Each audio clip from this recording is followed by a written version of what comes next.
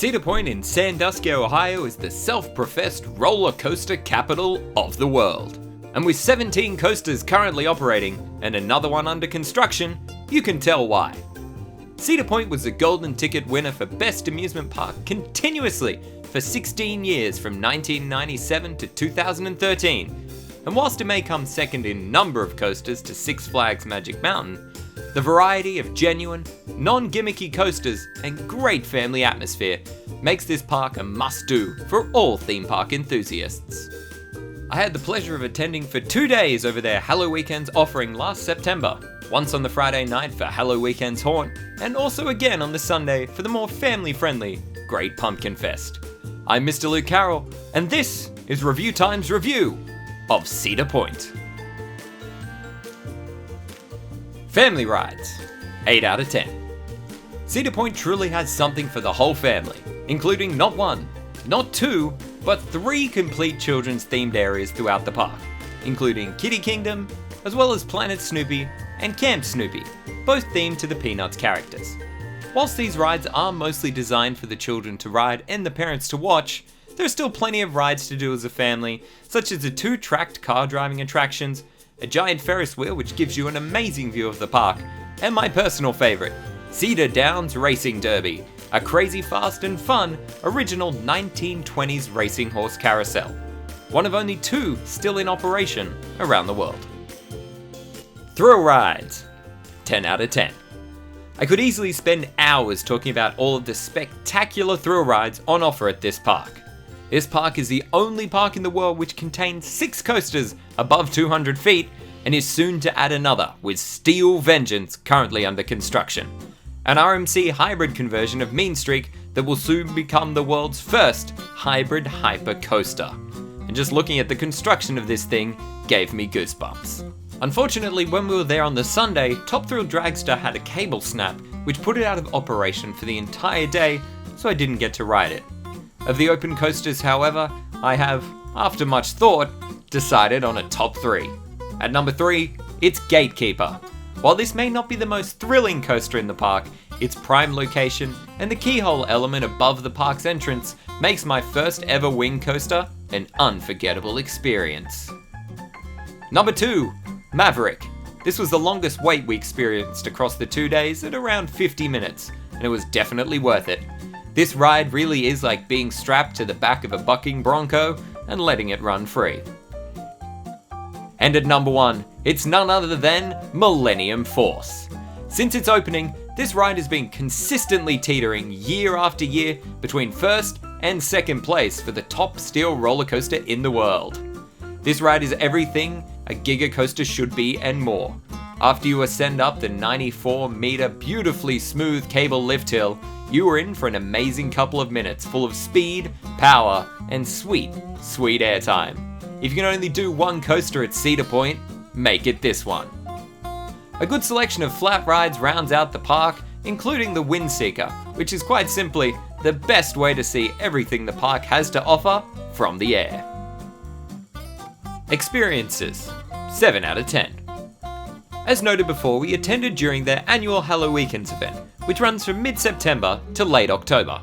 This offers a ton of experiences only available at this time of year, including 6 indoor haunt mazes and 6 outdoor scare zones.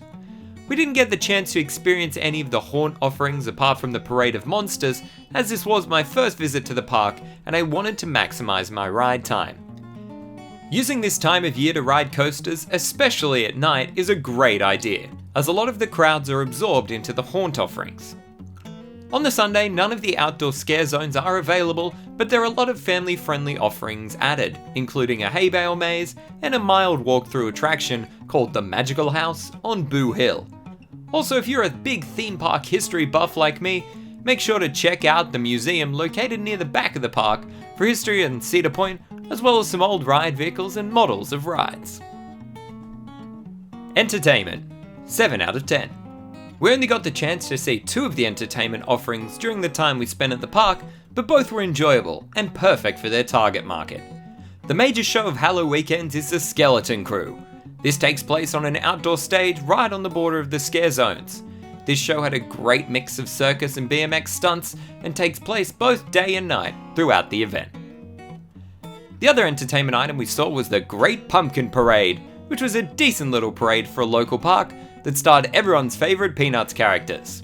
There was plenty of other entertainment on offer as well, including an orchestral show by Midnight Syndicate, as well as a musical review.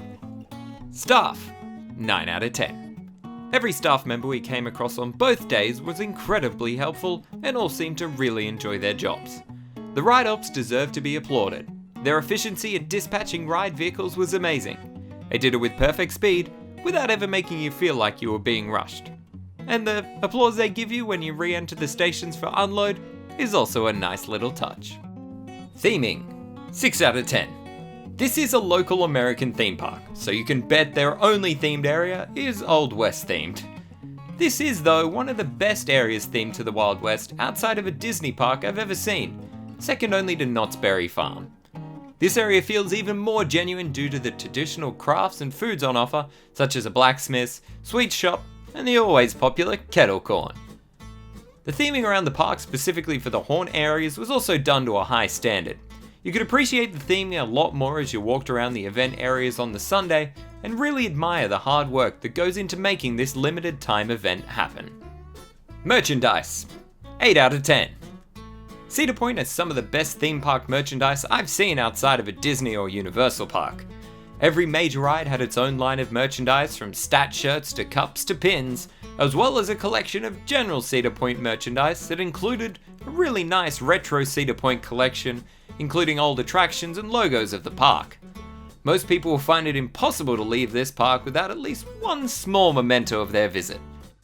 Affordability, 7 out of 10. At first glance, the ticket prices to Cedar Point seem to be great value. A 2-day ticket into the park costs only around $75 US, which makes the park around $50 Australian per day. This value is also continued into the fact that their special events such as Hallow Weekends see no separate entry tickets. All the shows, walkthroughs, and experiences are included in your normal park ticket. They do, however, have a fast lane ticket, which includes front-of-the-line access to the majority of their big rides. This currently costs around $80 on top of your ticket price per person per day of use. The only time I could see the value in this is if you can only give yourself one day at the park and it happens to be during peak season. Otherwise, it's better value to spend 2 days at the resort and not be as stressed about having to do everything in one day. Atmosphere, 8 out of 10. Some people assume that big coaster parks will have the general atmosphere of being the local hangout area for the loud and obnoxious. Cedar Point, however, had a great family-friendly atmosphere, especially on the Sunday, where guests of all ages were enjoying everything the park had to offer. If you were there on Hallow Weekends, make sure you don't miss the animatronics on the park's main midway that sing, dance, and shout rudeness at guests walking by. Services, 7 out of 10. The park contains a number of franchise restaurants such as Panda Express, Subway, and Johnny Rockets, as well as a Cleveland institution, Melt, the heaven for all grilled cheese lovers, and my personal recommendation when in the park, though maybe only order a half serve if you're about to jump back onto some coasters. Also, don't worry coffee lovers, there's an in-park Starbucks for all them desperately needed pick-me-ups. Cedar Point's layout is not kind to those with sore theme park legs. The park is essentially one big loop once you hit the back half, and you can often see a ride towering over the park from where you are, but have no idea how to easily get there.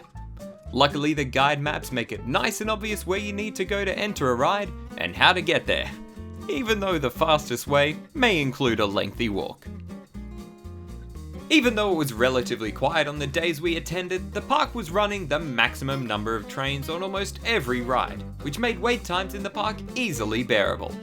Cedar Point also has the great benefit of being a seasonal park, which means most major ride refurbishments are done in the off-season when the park is closed, so most rides should be open on your visit. One thing to be wary of though is that a lot of rides close down in inclement weather, especially high winds. So if a ride is open, jump on it now while you have the chance. Final thoughts. Put simply, Cedar Point is the best non-Disney or Universal park I have ever been to. What the park may be lacking in theming, it more than makes up for with its great selection of world-class coasters and attractions. Before you visit, make sure you check out isitpacked.com for a calendar of how busy the park is expected to be during your visit. This park is a must-do for all coaster enthusiasts, but don't think your entire family won't have an amazing day out at the roller coaster capital of the world. Review Time's final score, 77 out of 100, 4 stars.